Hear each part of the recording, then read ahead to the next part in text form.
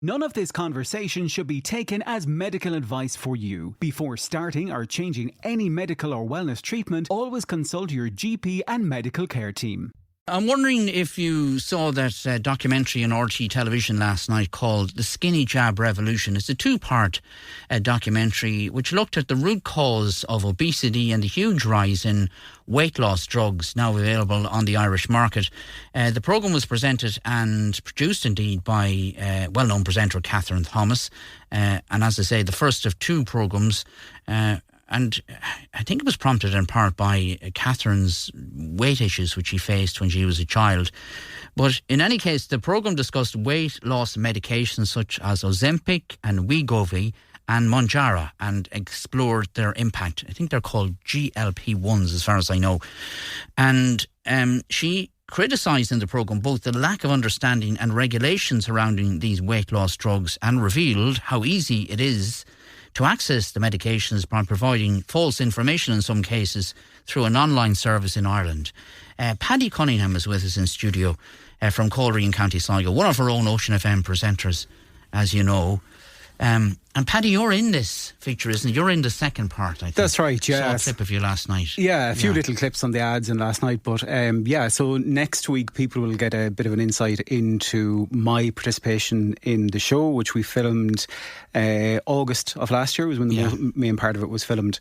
And yeah, kind of, you know, Catherine found me on TikTok because I'd kind of been sharing my journey on TikTok about trying yet again to lose weight. You know, people that have maybe followed me on Facebook or stuff like that for years will know that I've been in this kind of, I guess, eternal space of trying to lose weight.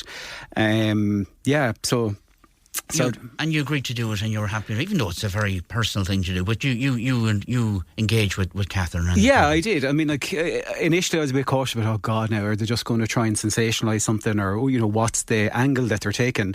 But like, again, 14 years ago I took part in a different TV show called The Biggest Loser, and I guess at that time I kind of thought, sure, I'm fixed now, I've lost the weight, you know, and I think that's what people that have lived with obesity will probably think, you know, at times, is that, oh, if I get to a certain weight I'm fixed then. And that's what I thought. I thought, oh God, you know, I'm 14.5 stone back then, that's it, sure, I'm fixed now. But what I found very quickly after that, and what a lot of people that have lived a life with obesity, is that you relapse quite quickly. And when you relapse and start regaining that weight again, more often than not you will regain more. So like at that instance I had lost it was 6.5 stone during The Biggest Loser back during 2011. But yet over the years, in terms of what I regained, like I peaked last year having regained over 9 stone of what I'd lost, and ended up being 24 stone like last May. Yeah. You know. Right, okay. So was it at that stage you decided to look into the possibility of taking one of these weight loss medications? Yeah, absolutely. I mean, like, look, after The Biggest Loser, I went off and qualified as a personal trainer, and I worked as a personal trainer for many years, and ran classes here in Sligo and in other places. And I guess I would have seen myself as the person that should have known then what to do to lose weight, i.e. eat less, move more, which was what we hear people talk about so much, and that's the answer.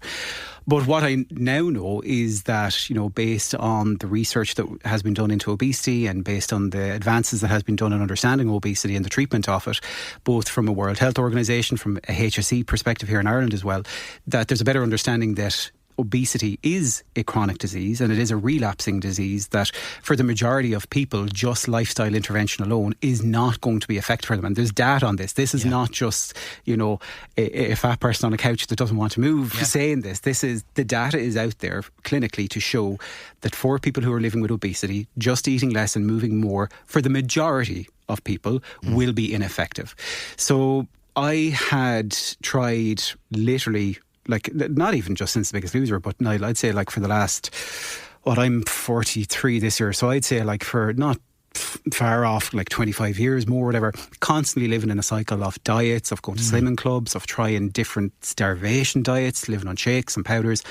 Every single time I would regain that weight, and then you start feeling bad about yourself because you're like, I've tried this, I had lost weight, I'm now regaining it again.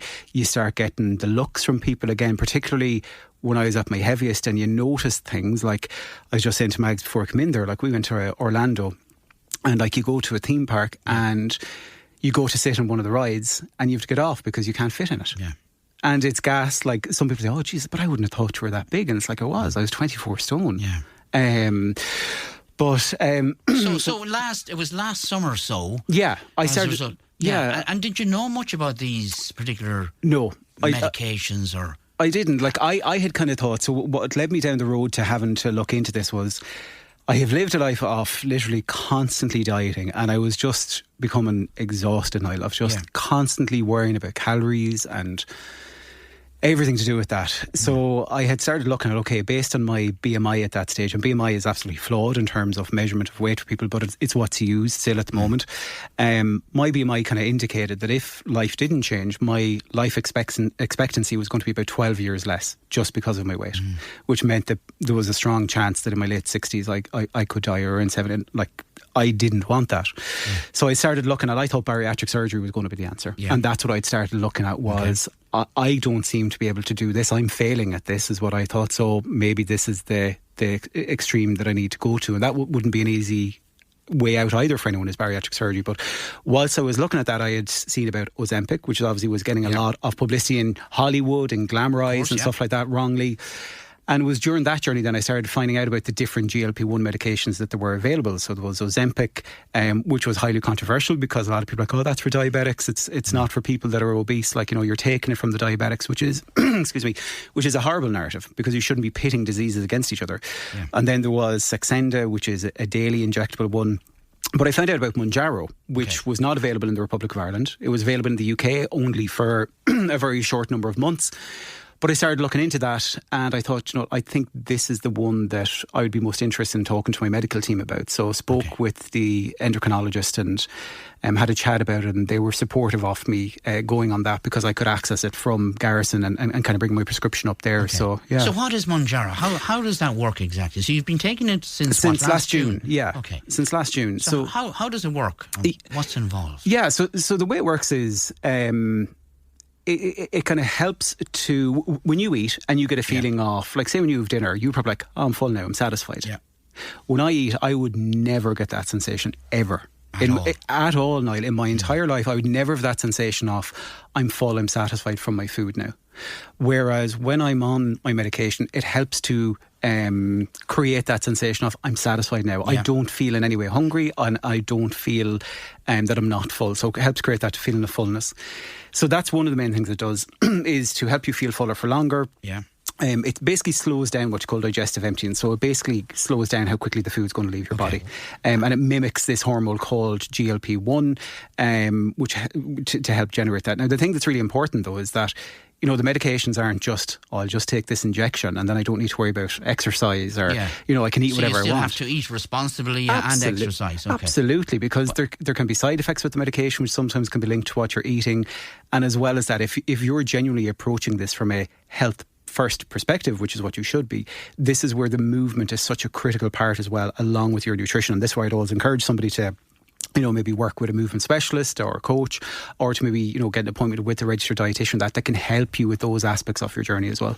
Right, okay. So how has it gone since June?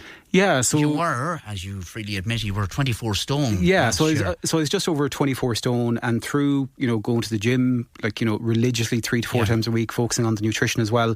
I've lost just shy of 7 stone. 7 stone since last June. Yeah, and you would put that down mainly to. I would put that down to use of this particular product. That's part of it. Yeah. Like the way that I kind of talk about it is that the medication for me is kind of like the stabilizers that allows me to focus then on the nutrition, on the movement, and also though on the behavioural change that needs to happen. Because obviously a lot of people that have lived with obesity will have a complex relationship with themselves and with food. So that's something that needs work as well. So that's something I've been doing as well, working with coaches to try and understand, my triggers with food, the reactions to food, to work on those. So it's, I guess, the movement, the nutrition, and then that kind of psychological bit as well. Right, okay. So where's the downside? Is there a downside here at all? Yeah. Or are you worried that you might again, no more than The Biggest Loser all those years ago? Very fair. So and I guess this is where it comes down to probably two things. So I've been very fortunate that I've had minimal side effects, but that is not the case for everyone. There will absolutely be people that will have side effects. Some of those side effects will be so extreme that they can't continue on that treatment. There'll be other people that this treatment will not work for them as well, and this is why it's so important that you're working with your doctor to kind of go through that side of things. But then it comes down to, okay, well, is this for life? Or, do you just stop it when you take it? And this is where there's some difference of opinions, but through the doctors that I've spoken with and the endocrinologists that I'm kind of dealing with, it very much is seen as a long-term treatment for me, because it is just that. It is a treatment, not a cure. And like any disease, like if you stop the treatment of it, the disease will come back. Yeah. But it's important to stress that you did this in conjunction with consultation with your endocrinologist. Absolutely. And your GP as well. Yeah. And that will continue to be the case. Absolutely, yeah. So I would have been working with the endocrinologist, the doctor, also a dietitian as well. And, obviously, as I say, going to the gym as well is really a really important kind of part of that journey as well. And I guess one of the things, like when we're having these discussions, Niall, as well, that people, the trolls online, or maybe some of the trolls in text sometimes, or stuff like that as well, will be like, oh, obesity's not a disease, it's just because people are, too hungry and they can't be bothered to get their backside off the couch. And I think this is where, if somebody is listening and they're thinking that, I'd strongly encourage them to, maybe just go and do your homework, because when you start and go and look at it and research, you will see, as I say, it is classified medically as a disease now, and has been since 2017. And I know when you say it's not right or proper to pit one condition against another, and you would in that instance say obesity is a medical condition. It is, according if you look at, say, the World Health Organization, the European medical bodies, and the HSE, it absolutely is categorised and referred to as a chronic disease. The programme last night looked at, it's a two-part programme. There is some controversy, as you know, about access and how easy it is to access some of these drugs and the regulations surrounding them. Are they genuine concerns, you think, that should be highlighted? Yeah, I think Ireland's at the early stages of this. I think if I look at what's been happening in the UK, where these medications have been out a bit easier, absolutely I would have had deep concerns about how easy it has been for some people in the UK to get access to these, in terms of kind of fraudulent patient information they've been putting in, black market versions of it. I think in Ireland we have started to see over the last few months some changes where people are requiring like a phone or a video consultation or stuff like that. But again, if you have an online prescribing service that is just issuing prescriptions without doing verification, that is definitely a deep concern. Absolutely, because the wrong people could be getting these. You're bearing your soul on national television, not for the first time. You did it before on British television. No problem with that at all. You don't mind, or do you? People, a sneak peek of. Yeah, I think the difference is, like when I did Biggest Loser, I was so fortunate in terms of the support that I got, particularly here locally, like at home, and in terms of like kind of online, anytime I've shared my journey and the struggles and stuff since. So I kind of see it as a way to hopefully give people an insight. Look, don't give up, because there is still light at the end of the tunnel. If you're somebody that has been there and that you have lived 20 odd years, whatever amount of time, constantly battling your weight, please don't give up. To have a talk to your healthcare team and see, is there alternatives available for you. So that's why for me it's important that I try to still share my journey, so that I can, I guess, hopefully give a bit of, I don't say inspiration, but hopefully, give a bit of insight to those people that there is still alternatives available to you, not to give up.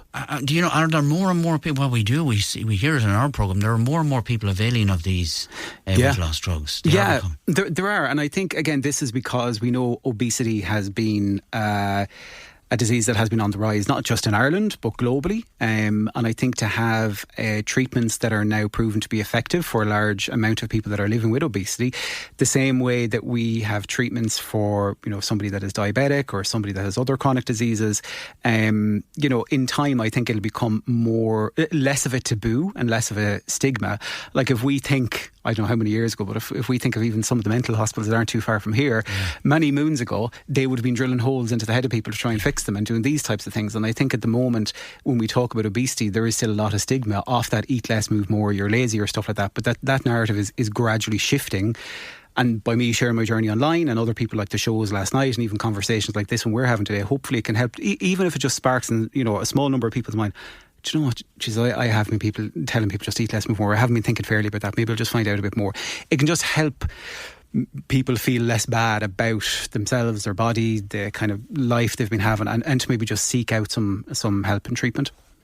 Paddy, good luck with that. Thanks for coming. And you're in part 2, which is next Monday in RT, and I think some of the filming is in... That's right, yeah. Your home in North Leitrim, isn't that right? Yeah, so we filmed in, actually, the radio station here. There's a wee snippet off it. I know your age and you missed Catherine that day. We filmed in Rom, thanks a million to them, here in town as well, and out in Dromahare, and also me going over the border, because at that stage Munjaro wasn't available in the Republic. That's a whole other thing. The cost of the medication south of the border versus the north, now it's available, it's crazy, the price difference down south. It's like the dose I'm on now we think is going to be well over €500, whereas up the north it's about £180. And like that inequality, that inequality is a whole thing that needs addressing as well, particularly because we have these drug companies based in the south of Ireland as well. But so we did a good bit of filming, and I'm hoping that when people see it, they'll see that it is a support. It is not in place of movement and nutrition, that those are critical parts of this journey as well. None of this conversation should be taken as medical advice for you. Before starting or changing any medical or wellness treatment, always consult your GP and medical care team.